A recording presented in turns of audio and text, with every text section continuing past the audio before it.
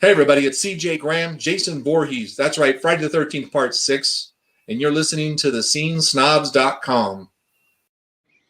What's up, Casey? How you doing, buddy? I'm great. How are you doing, Mick? Wonderful to see you. It's wonderful to see you too. I'm doing all right, man. I lost a few more pounds.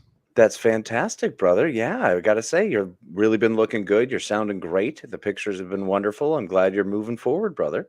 Thanks, man. Noom has really been helping me, and I think it can help everybody else too. So you want to give them the read?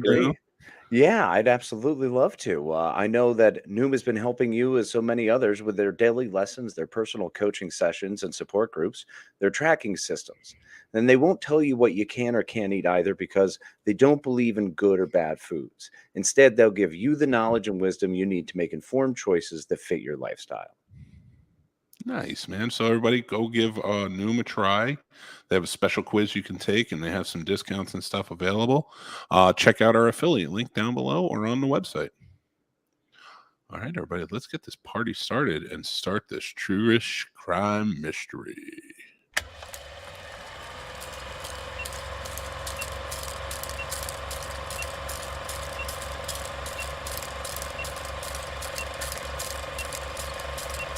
Welcome to the Scene Snobs Podcast.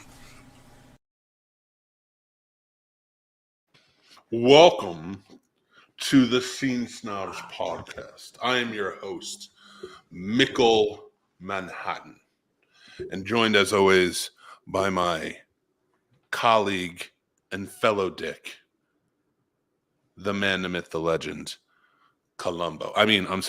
Casey Plotz. Now, I'd like to thank you very much, Mr. Mick Manhattan. It's a pleasure, as always, to be here alongside you.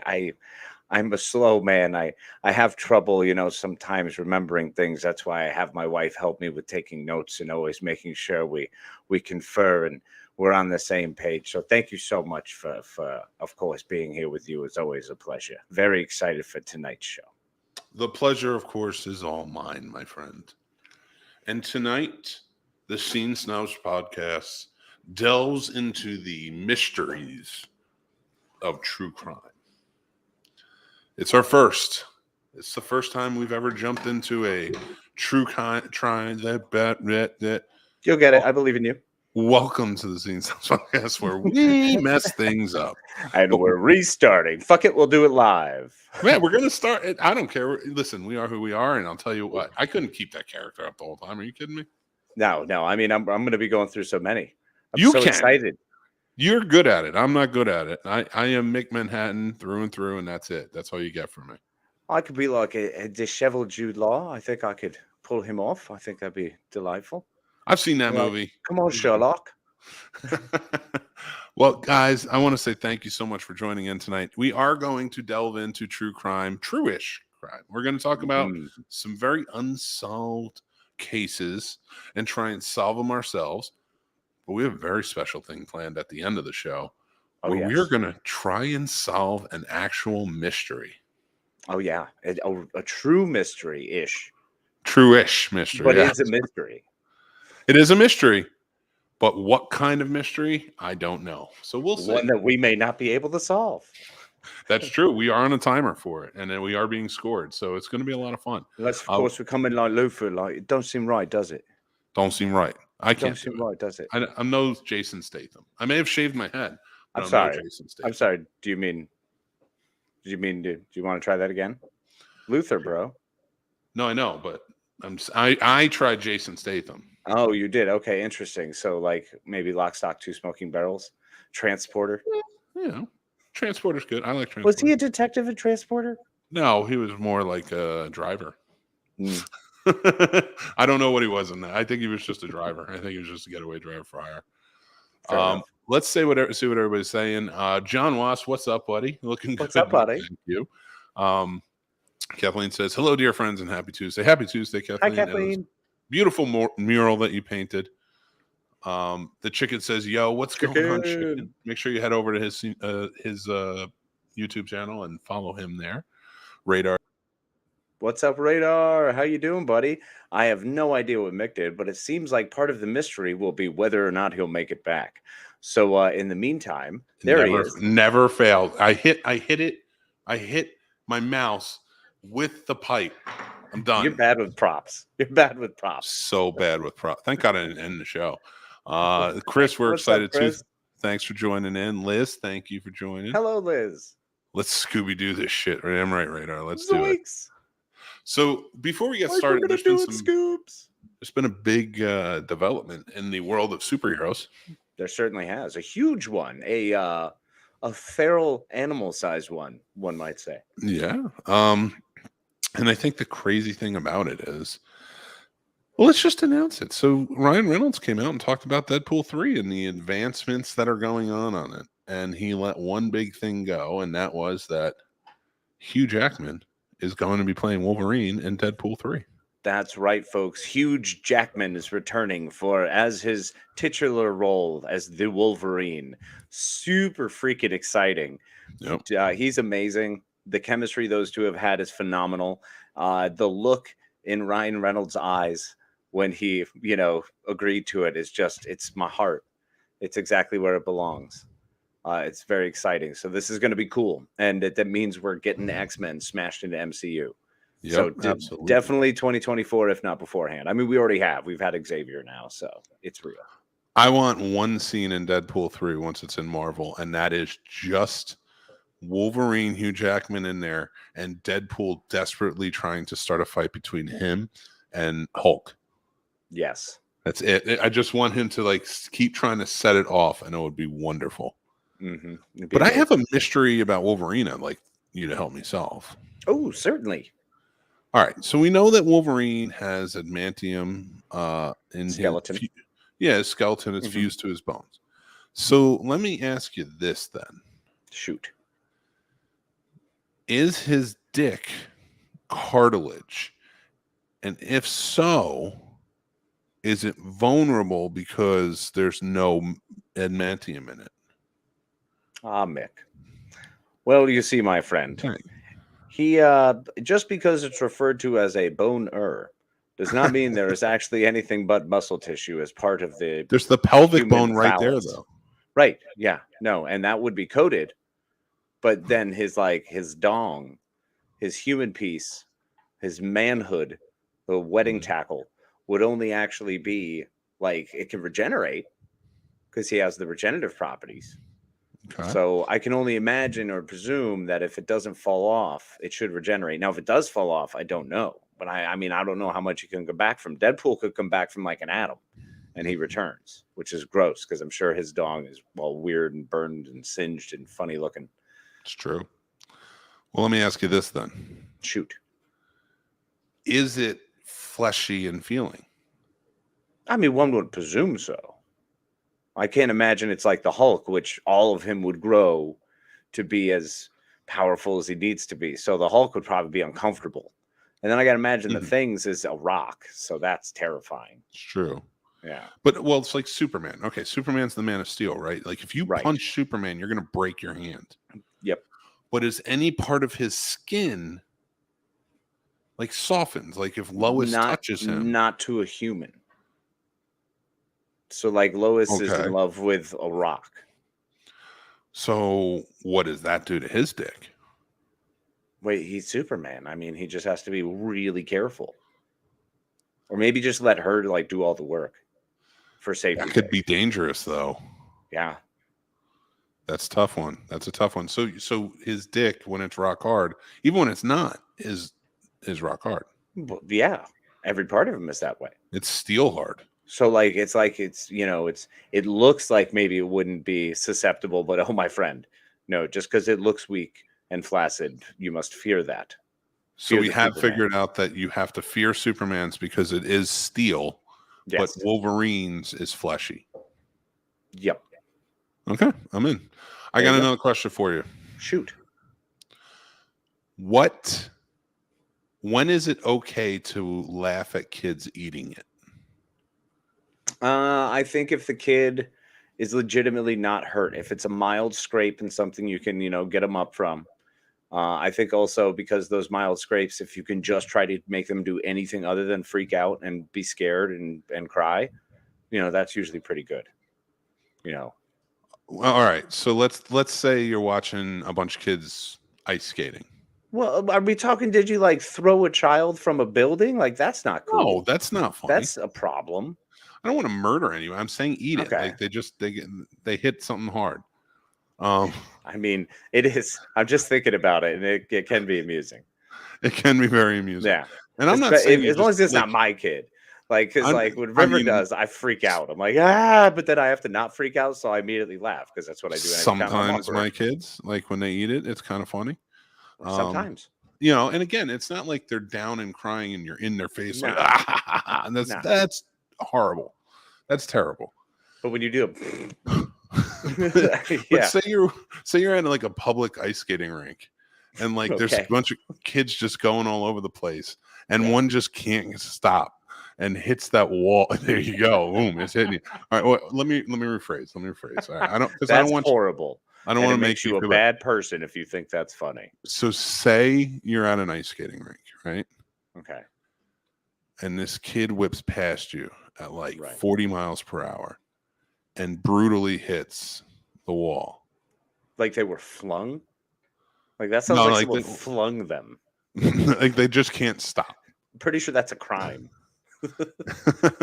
Kathleen says, I laugh a little when Honora falls unless she's actually hurt.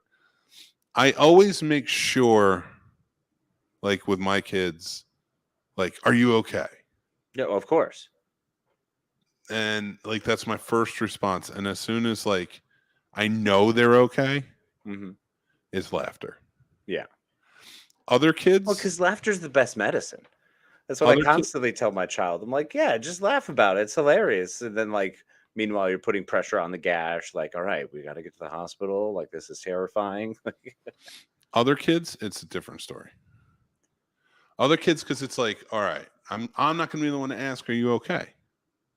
You're just going to make sure you skate by them slowly and laugh at them in this rink. No. I laugh from afar. I make sure I have at least 50 feet. So that way, the parents can't hear. Radar brings up a good point here. I don't want to hear what anybody bitching and moaning like, I can't believe you're laughing at kids. They made an entire television series that's still around. It's 100% true. If I think it could be shown there, I laugh. Yeah, like if a kid falls into like a wood chipper, I'm not laughing. Well, that's not funny. Exactly. Yeah, that's we're saying the same thing. Right. I'm saying that it's not funny, and I think that's what you're saying too. Oh no, absolutely, I'm with you. So if a child falls into a wood chipper, it's not funny. Yeah, that's not funny. If a child is standing at the top of a hill that they're sledding down and they fall, and because of the way that the ice and snow is packed, they just slide all the way down the hill and uncontrollably are unable to stop. That's funny. Yeah, that is pretty funny. If during that process they hit a tree, less funny. To answer your question, John Wass, yes, it is. She recently fell, and I didn't laugh because she went nose first in the pavement. And I was expecting her to come up with a bloody face. Thankfully, the book she was looking at saved her face. Oh, that's her off on that. If she fell nose first into the book, I'm laughing. Yeah, no, my kid's done that. We were in the field and just walking, and she just fell into her book and looked back up at me. Then she would always do that, look up at me. And of course, when she looks at me, I can't be like, ha. I have to, can't terrify them with the look on my face. You got to just like, oh, yeah, you good? Like, oh, gosh. What's the best kind of kid falling? Like, I say it's like the jumbled, like, and then like kind of go down. When they're trying to keep up, when they think they've caught it and they're like, whoop. And then usually anywhere like a butt or side fall, because face falls are terrifying. Face falls are just scary. And then and you can see the whole whip of the neck, and that's oh God. Just think concussion, it's never fun.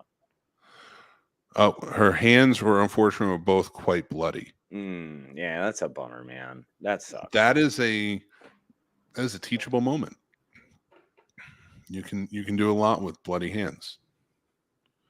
And just be like, you never want to have them here. You always want to have them here. Here. Yeah. And then you say kumate.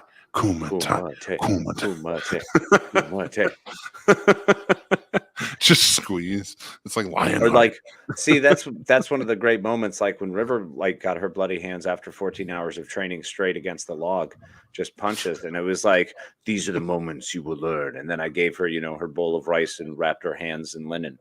So that's loving, right? Kung Fu style. I mean, listen. It's not like, when it comes to my kids and their training and stuff like that, I don't like to take it too far, because when you they can fight 3 grown adult men, but 4 is pushing it at this. He's 6. Like Jack is 6. Exactly. And you've got to remember to pace that properly for a 6-year-old. You can't, we're not at the point where you can have them go 3-on-1 yet. That's a 9-year-old thing. So Tommy should be clearly around the corner on that one. This begs the question. Let me ask you the age-old question. How many school kids could you take in a fight? Well, the thing is, they swarm.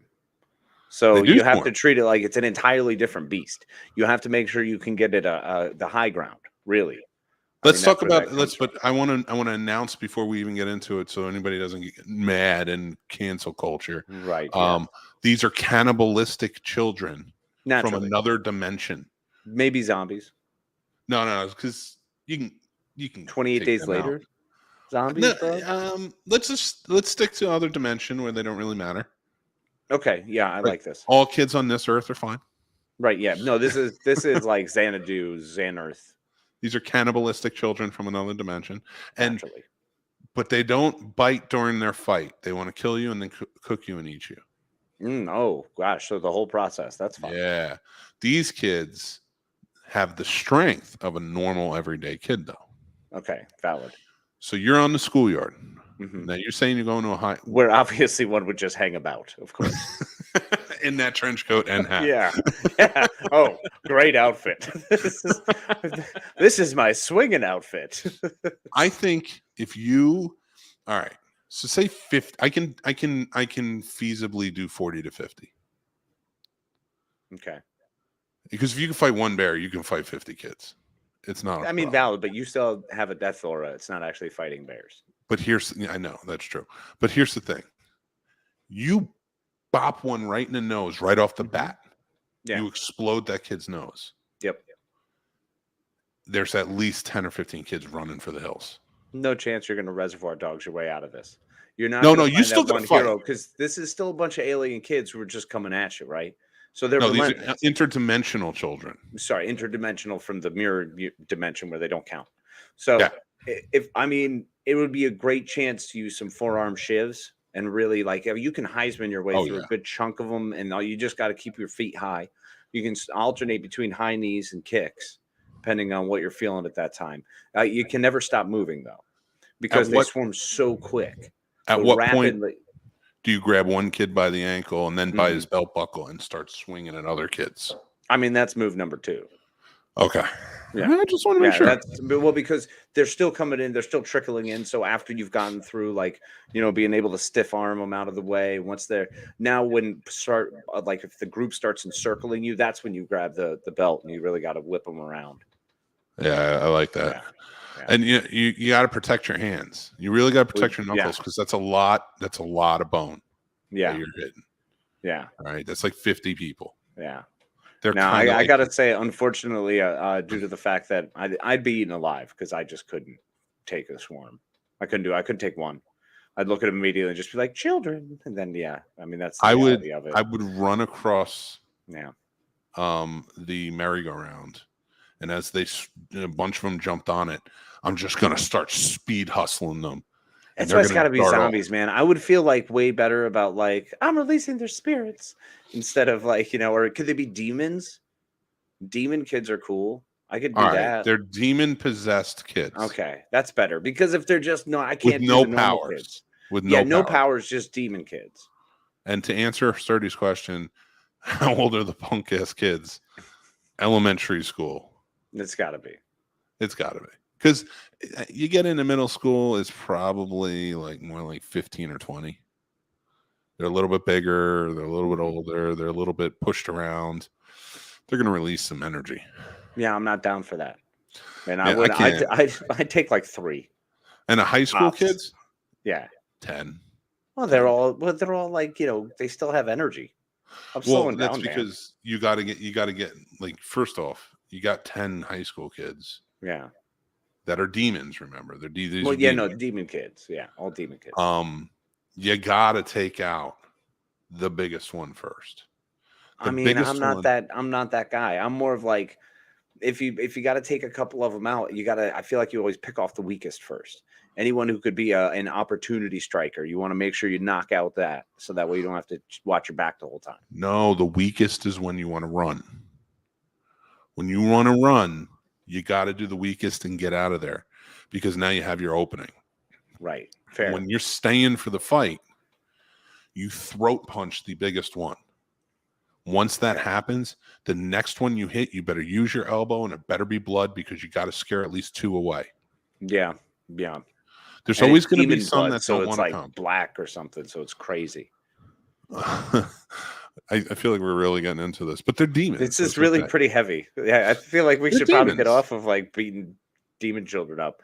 But I mean, I'm just saying, if it was in Demon Night, I don't think I would make it very far, because they're all adults. That's a different beast. Children are terrifying. That's why my gnome barbarian is based off of a 3-year-old. A 3-year-old with a warhammer, no knees, are safe. Heck yeah, you knock them down to size, then pop them in the skull. That's pussy talk. No, I'm kidding, of course. Mm-hmm. I would just use Stormbreaker. Take them out. Of course. It's going to be the beginning of Thor Love and Thunder in that playground. If you ever wanted to try wrestling moves, that would be Well, it would be great. It would be great if they were coming like a steady stream. If it was Royal Rumble rules, that would be fine. If they were, being dinged out one at a time, just slowly after you. If you're in a gladiatorial combat, like, that's cool. But if you have to face them as Mick said, just out on a general jaunt around the playground on a Thursday afternoon.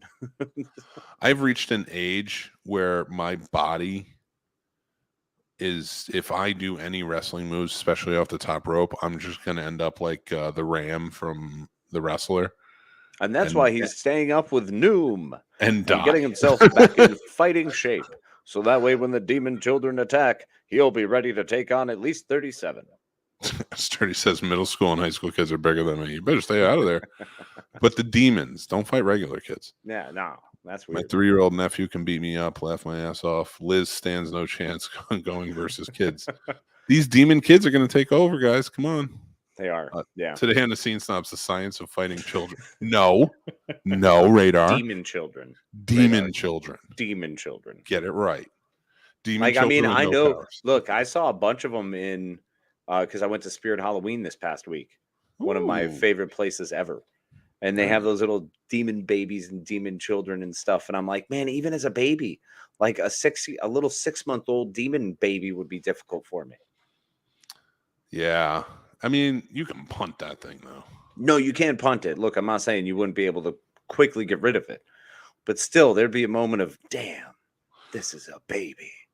I feel like it's a Keith David line. No, there's something where, like, if you punt a baby, like, and I'm talking a demon baby now. Demon baby. I'm paraphrasing, but like a demon baby. There has to be something satisfying about that. Not a real baby. Not a real baby. Never a real baby. A demon baby, though, with like teeth, and they're like blue, and they're weird. Yeah, looking. And green eyes, and no actual eyeballs, just sockets where eyes are supposed to be. Yeah. To watch that little frame just fling head over feet. There's to be a satisfying moment in that. It's like, I did that. That was me, and I succeeded today. So what level of demons? I'm just kidding. Okay, let's see what Radar says. Grab the smallest demon by both ankles and use it like a bat. Why not just use a bat? Yeah, seriously, if you have a bat around, why doesn't everyone have a bat around? You all remember the kids from the Children movie? Yeah. Yeah, it was terrifying. Yeah. That's what I'm talking about. See, I don't want orphan girl. Oh, Well, she was like 30. I can easily throw her out of a fucking window. Shit. She's going. She wasn't really intimidating at all. No. And see, No. that's the fucked up part about it. I've watched both those movies, and let me tell you, there's like, it's not happening. Like, I know that like they're like, oh, she was cunning and she was conniving. Fuck, I'll take one look at her and be like, your choker is giving you away. Red alert, you're out the window. Like, it's gone. Like, that's all that's gonna happen here. If we can bring weapons, then 150. Sturdy went way up. No weapons. That's not fair. What are you talking about? Whatever's around, whatever's available, whatever's on hand. This is survival, man. It's true. They are demons. Yeah. What are they? You gotta fight demons with whatever you got. Worse. Demons. All right. I'm gonna tell you right now. I don't know about demons. They're the worst. We have Demons are a mystery, aren't they? Let's pivot. Let's pivot this conversation because we've done enough talking about kids. I don't even know how this started, Casey. Why do you have to bring this shit up? Are you kidding me? You are outrageous, sir. And I will not deal with that. I feel like I'm gonna turn it like Dennis Franz by the end of this show and be like, I don't even know where everybody's at and why people keep getting shot, but I keep losing partners. And you're not allowed to be Dennis Franz. You cannot be Dennis Franz because all of his partners have been killed on that show. All of them. No way is that happening. You know, they talked about bringing that show back, but with his kid. Like, so it would have been Sipowitz's kid. So Sipowicz has a worse kid who has a worse life. Actually, I kind of love it. Let's go at Andy Sipowitz's son's shit life. Who is the worst cop, Andy Sipowicz or what's his name from The Shield? Wait, Michael Chiklis's character? Yeah. Oh, come on, dude. I mean, obviously with Sipowicz. So at least Michael Sipowicz really? character. Yeah, Chiklis's character was getting something out of it. Vic Chiklis Mackey was murdering making left and right. Yeah, man. Vic Mackey was making that money, bro. Oh my god, that show. I love it. Guys, it's mystery time. I told you we'd solve some. I want to be Elliot Stabler. Everybody wants to be Elliot Stabler. Yeah, seriously. I just want to be Chris Maloney. If you take the hat and the thing off, well, no, because you got more hair than Maloney. Yeah, sorry. Go shave your head real quick. I'll wait. I'll wait for you. Stand by, people. I'm Chris Maloney now. Oh, shit. Actually, yeah, you get to be Stabler. How about that? Yes. Stabler. Now, how many kids could Elliot Stabler kill? Well, it depends. Is he on a PTSD rage? Because he could go deep. He can go deep. He's oh my god, that guy was the worst. They're all terrible because even when they're beating up pedophiles in the interrogation room, you're like, there's no due process. You're just gonna wail on them. Well, I mean, they didn't always wail on him. Sometimes the people fell. I think Ice-T was the best cop on that. Him and Munch were the best. Well, Munch was amazing. Munch was my favorite. I really liked Munch. He was the one who was the most like Sherlock-y cop. He got to the in-depth part of it, and then Ice-T kind of took that and ran with it. So they did a good job of that. Well, Except Ice-T does a lot of the weird, stupid inner city shit, and I'm like, really, guys? This is what we're doing time and time again. Cool. So Munch spanned 5 shows. Really? Yeah, Munch brought like, so he had Law and Order SVU.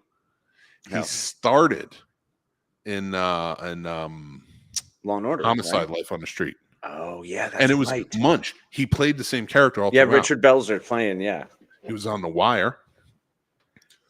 No, was he? Yes. Yeah. He showed up there because it was still Baltimore cops, and the guy who made The Wire made Homicide. Oh man, that's great. So in The Wire, he's visiting. He's up in New York in the SVU.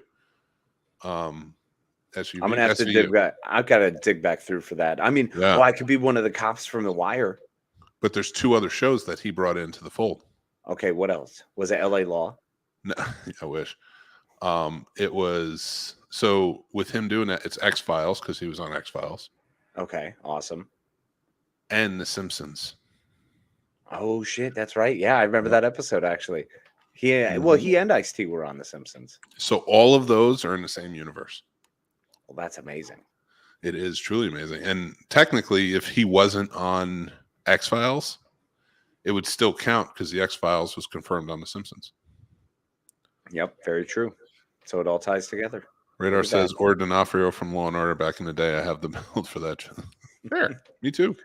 Yeah, no, D'Onofrio was pretty good. I really did like him, but it was that Criminal Intent was one of the most absurd ones because he would just be like, and now I figured it out. And I'm like, they're doing Columbo in a dumber way.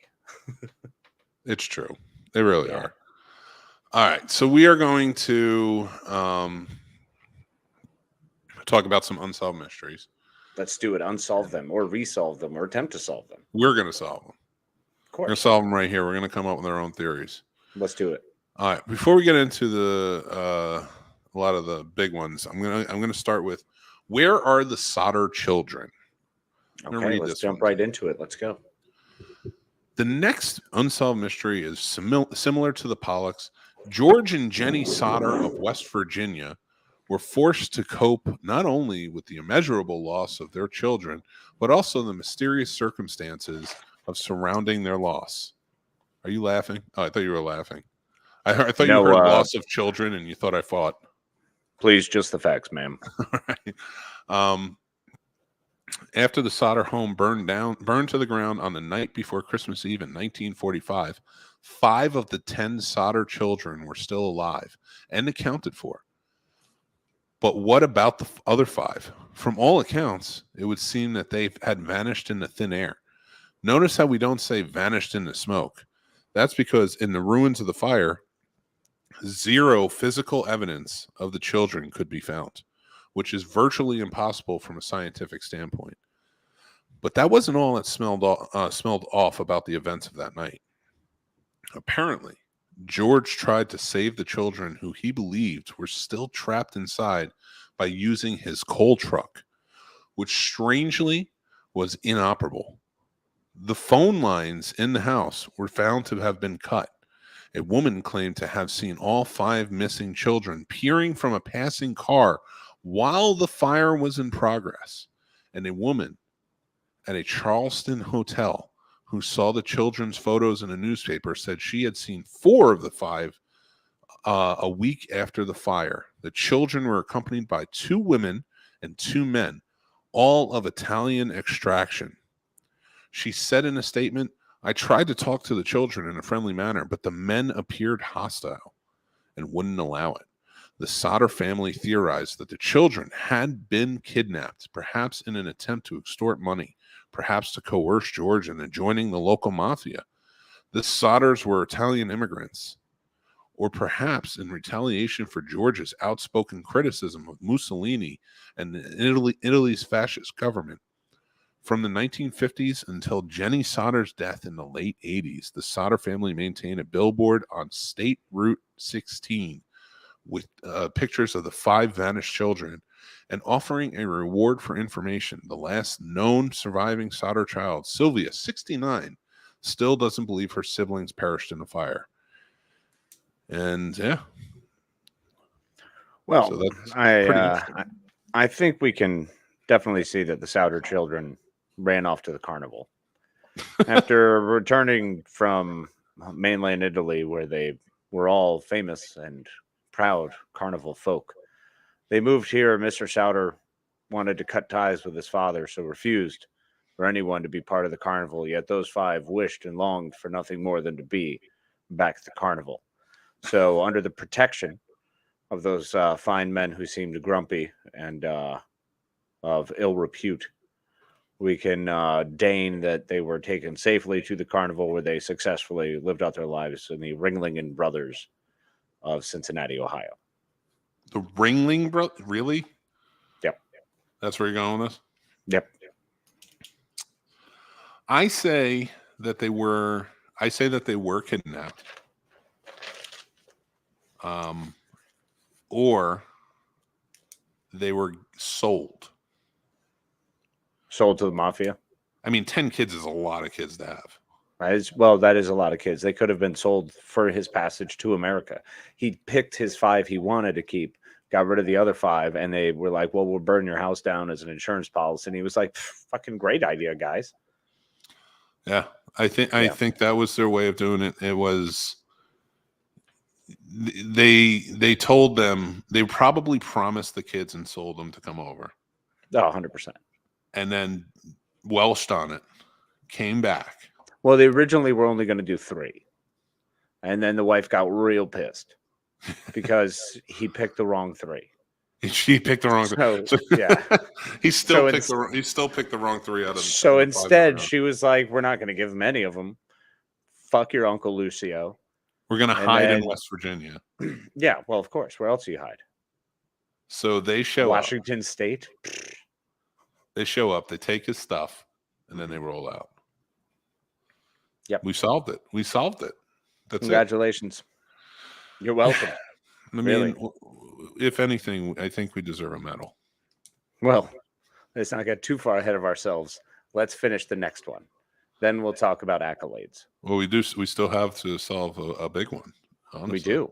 Well, you had another creepy unsolved that you really... I did. And that is so there's a new movie coming out on Netflix called The Watcher. And that's going to be starring Naomi Watts and Bobby Cannavale and many more. And it's based on a true story. It's called The Watcher. In 2014, a family bought a house in New Jersey. Before moving in, they began to receive letters from someone calling himself The Watcher, detailing their comings and goings and asking if they brought their children for him out of greed. The man claimed that workers would soon find something in the walls of the house.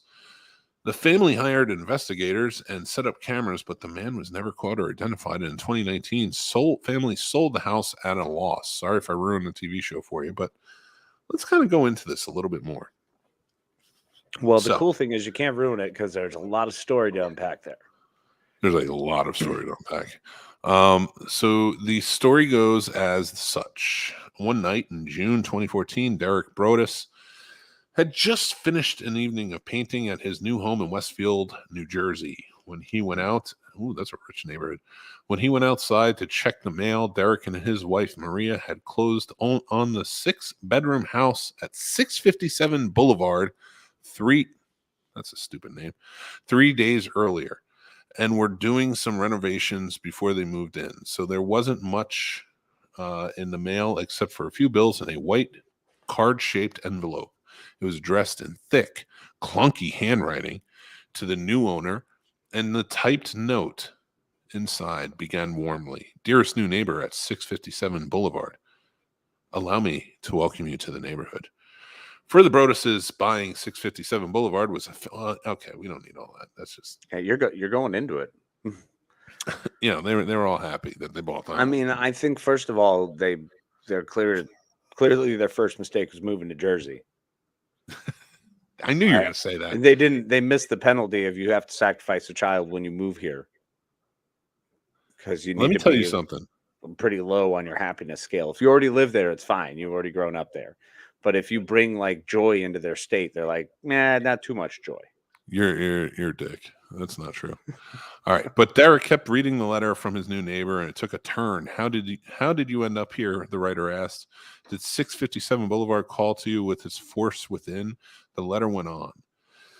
657 Boulevard has been the subject of my family for decades now, and as it approaches its 110th birthday, I have been put in charge of watching and waiting for its second coming. My grandfather watched the house in the 1920s, and my father watched it in the 60s. It is now my time. Do you know the history of the house? Do you know what lies within the walls of 657 Boulevard? Why are you here? I will find out. The author's reconnaissance had apparently already begun. The letter identified the Broduses' Honda minivan. They bought a $1.3 million home, and they have a Honda minivan. Well, yeah, they honestly, it was a sweet vehicle, bro. As well as the workers renovating the home. I see already that you have flooded 657 Boulevard with contractors, so you can destroy the house as it was supposed to be. The person wrote, tisk, tisk, tisk, bad move. You don't want to make 657 Boulevard unhappy. Earlier in the week, Derek and Maria had gone to the house and chatted with the new neighbors while their children, who were 5, 8, and 10 years old, ran around the backyard with several kids from the neighborhood. The letter writer seemed to have noticed you have children. I have seen them. So far, I think there are 3 that I have counted. The anonymous correspondent wrote, before asking if there were more on the way. Did you need to fill the house with young blood? I requested. Better for me. Was your old house too small for the growing family? Or was it greed to bring your children? Once I know their names, I will call them and draw them to me. That's creepy. And after that, no one would have any idea where they'd wind up or how much further this man would be willing to take it. Now name the Watcher. Where would he go next? Where would he come from? Who was he? Like, that's creepy, man. I'm not okay with that. This is a sinister situation. If you walk into the attic and there's a fucking box of old movies there, don't fucking watch them. You leave. You're done. Oh my God. Especially, oh my God. Wait, have you been everywhere in your new house? Did you check all your shit in your new house? Yes. Oh, God, yeah. Attic check? There would never be moved in if I didn't check. I'm not an idiot. I've been doing this too long. Just making sure, bro. Dude, oh, that's right. There's stuff in the attic. Letters. And they call you by name. Burn them. Like, we know you're Frank. Wait, I'm looking out the window now, and there's somebody standing outside of my house. Does it look like me? Because I'm on a time delay. Just skids out, disappears.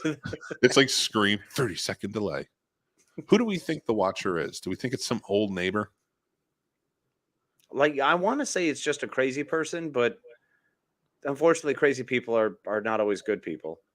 Well, let's say this. It's obviously a neighbor of some sort. Maybe it was the neighbor who was there. Maybe she's unhinged and just wants to fuck with people.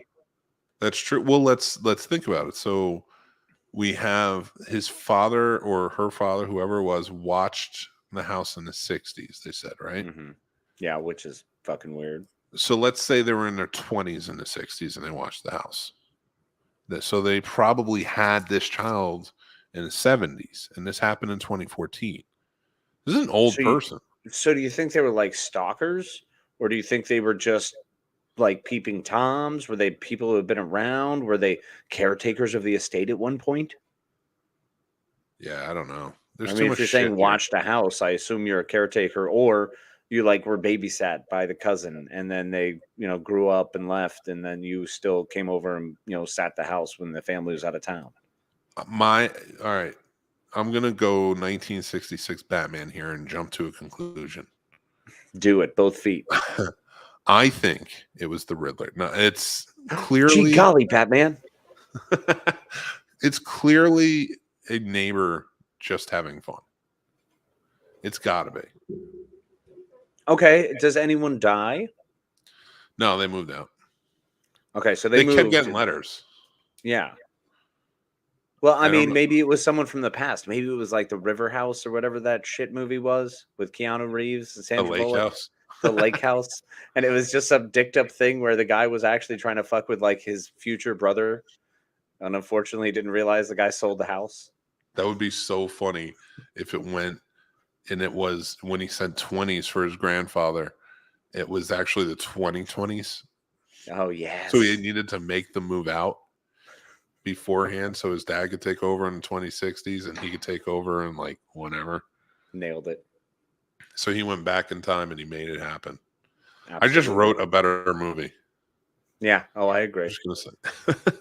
Well, we do have, because we're kind of winding down, I do have a mystery for us to solve. Okay. Well, this is obviously going to take the bulk of our talent and at least 40% of our focus. And so let's make this shit happen. Everybody in the comments can join in. Yes, please. We're going to need all of your help. We'll need your help, Gumshoes. So if you need me to repeat something or go back or find something, please do. So basically what this is it's a murder mystery. Or not a murder, it's just a mystery of who shot Mom. That's what it's called. I'm going to read it. Once I read the precursor, after that, we're all going to agree. Do I hit solve it? Because then we're timed. Now, only out of 25,000 people who have done this, only 47% have solved it. Okay. And that doesn't mean they solved it right. That's true. So I'm going to read the precursor. Here we go. Who shot Mom? As I look back on my youth, I fondly remember our family's Saturday night ritual. Of course, over the years, most of these nights tend to run together. Every Saturday was the same, except for one particular night. That is a night that stands alone in my memory. After all, it was the night my mom was shot. She certainly was not hurt, but if she reads this story and figures out which of her sons shot her, that son might not be getting much in the way of a Christmas presents this year.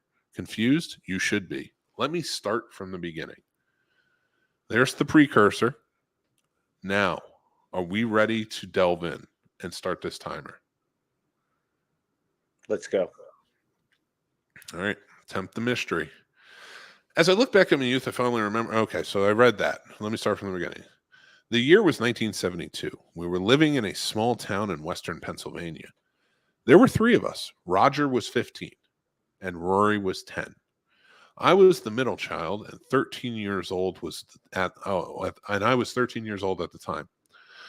Now that my brothers and I were older, we no longer needed a babysitter. Given the way we had always tormented babysitters in our youth, it had been a while since my parents had found anyone willing to watch us.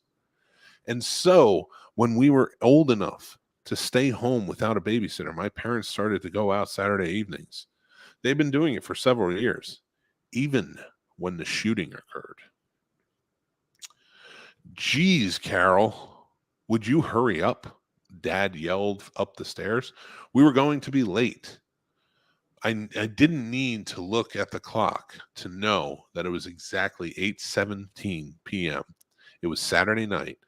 And like every other Saturday night, Mom and Dad were heading out to see a movie after dinner. As I mentioned in the beginning, every week it was the same routine. We would finish dinner around 7:45 p.m. or so. Mom would then go upstairs and start to get ready to go out with Dad. While Mom got ready, Dad took the family dog, Misty, for a walk around the neighborhood. It was always the highlight of Misty's week. Misty loved my dad. Dad and Misty made it home from their walk at exactly 8 p.m. so that Dad could watch Archie Bunker and All in the Family. He walked in the door and Misty had jetted straight toward the family room to sit on his favorite chair. All in the Family was the one show that Dad watched religiously. Nothing came between him and that show. What's more is that Mom made an exception to the no food in the family room rule. She let us have our dessert in the living room during the show. When the second set of commercials came on at 8:17 p.m., Dad would yell up to Mom to hurry up. They needed to leave right after the show ended at 8:30 p.m. in order to get to the movie theater, buy tickets, and get seated for the 9 o'clock showing. After all these years, we could set our clock by their routine. The night that Mom was shot, our parents were going to see the Poseidon Adventure. Depending on how it was, Mom and Dad said they would take the 3 of us to see the movie that Sunday. Mom wanted to make sure that it wasn't too scary. The movie was rated PG, but it was listed as an action thriller. Remember, Rory was only 10 years old at the time. That night, while Dad was taking Misty for a walk, all 3 of us boys did the dinner dishes. Who did what was always up for grabs. Mom had divided the chore of doing dishes into 3 sections so that everyone could help. Dad decided to make a game of it by having everyone draw cards when it came to chores. That night, Rory had drawn the low card, so he had the task of taking all of the dinner plates to the sink and clearing off the table. Whenever Rory chose the low card, he would clean off the table and then immediately take off and play outside until we dragged him in for bed. Roger drew the middle card, which meant that he had the task of bringing the dessert dishes in from the family room and washing them after All in the Family. I picked the high card, and as a result, I was put in charge of putting the dinner dishes into the dishwasher and washing the pots and pans.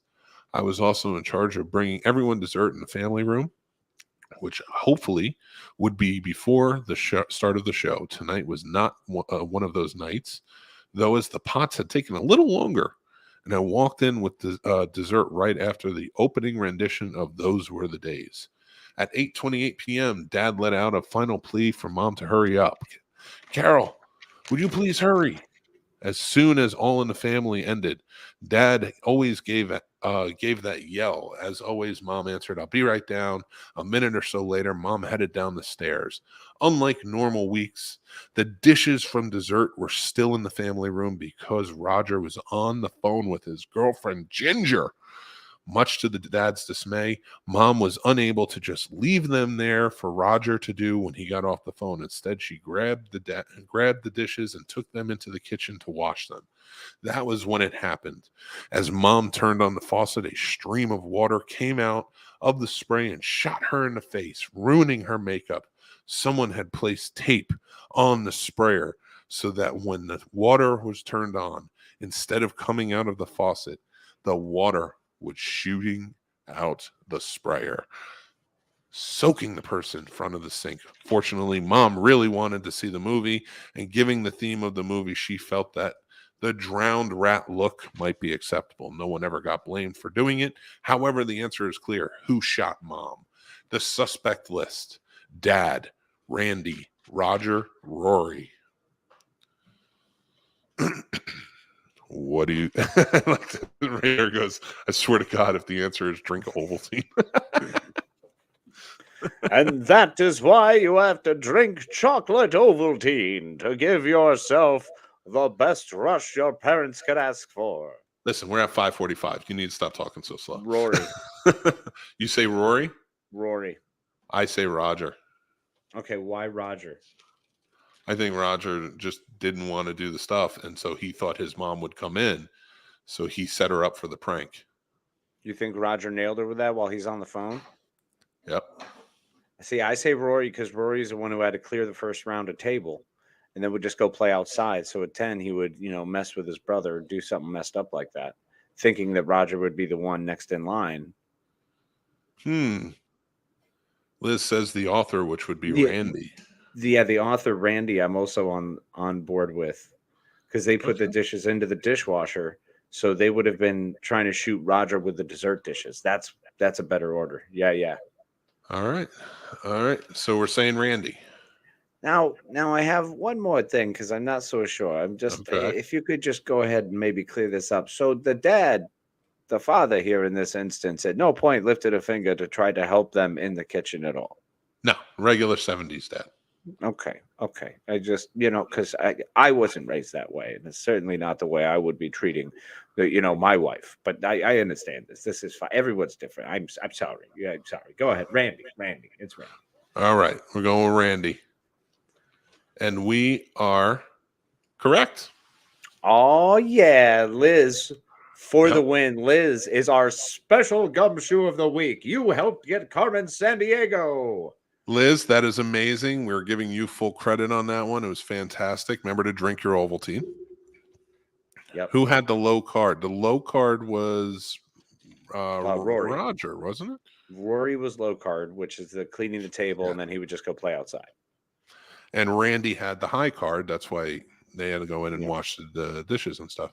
Put the dishes in the dishwasher, do pots and pans. He said the pots and pans were specifically difficult and took him longer than usual. You should be proud, Liz. You did it. Yes, you absolutely should. You crushed it. Well done. Guys, we have a lot of fun stuff going on. All right, I'm going to take this off right now.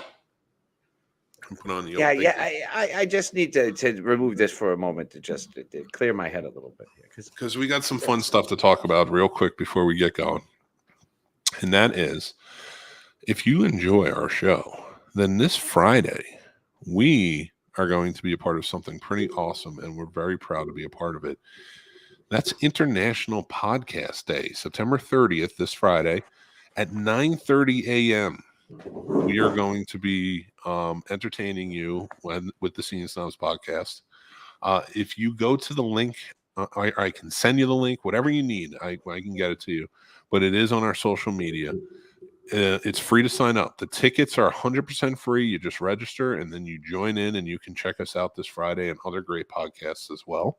So support this fantastic event. We'd love for you to be a part of it, of course.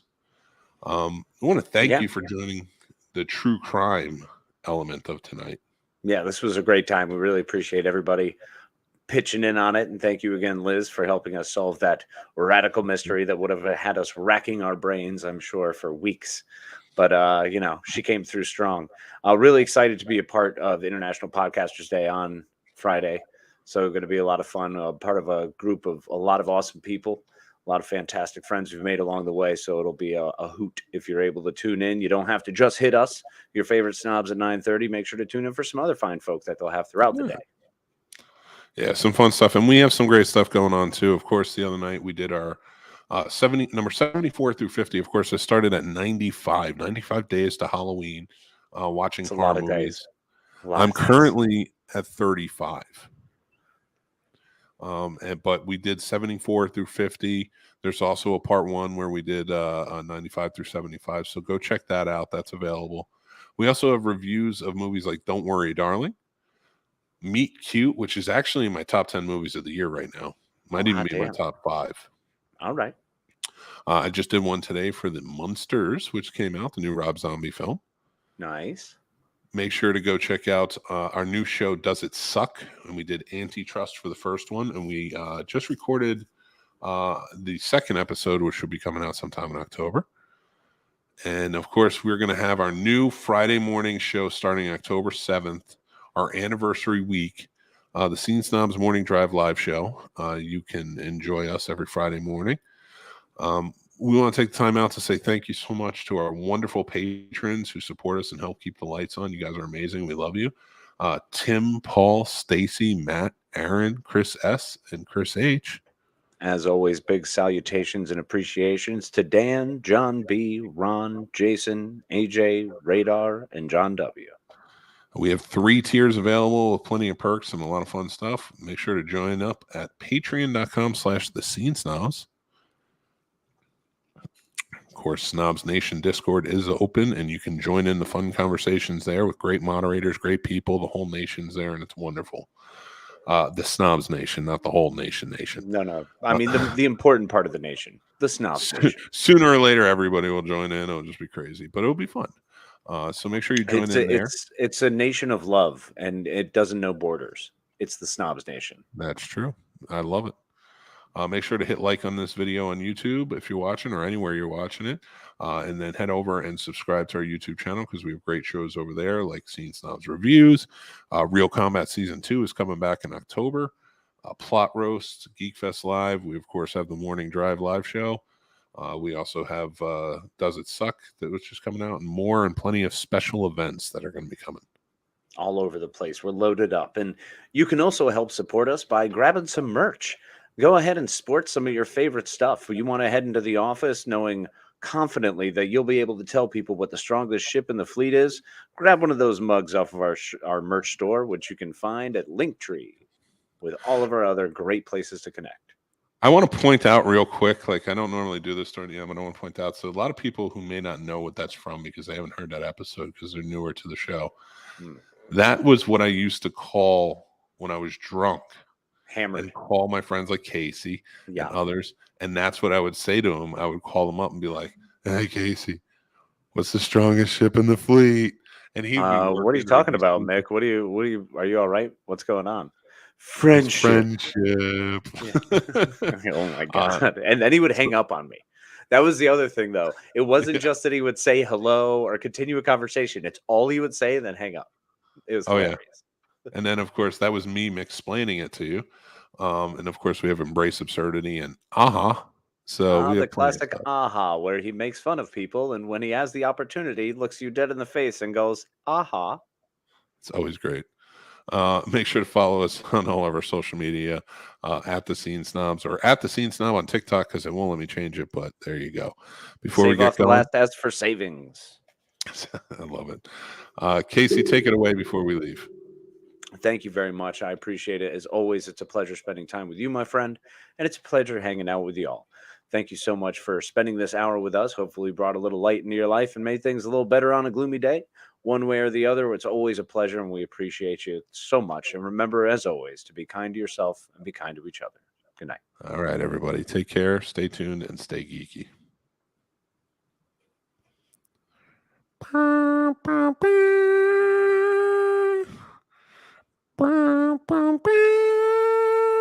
It's for all those. It's demon like they're children. trying to go for taps, but it's like a really weird taps. It's like for the. it's a synth version of taps, like bam, bam, bam. Yeah. I went a different way with it, Casey. God. Bam, bam, bam. It's for all Like, the or demon maybe- children that died. Yeah, I love it. That's good. I don't know what that one was. Good night, everybody.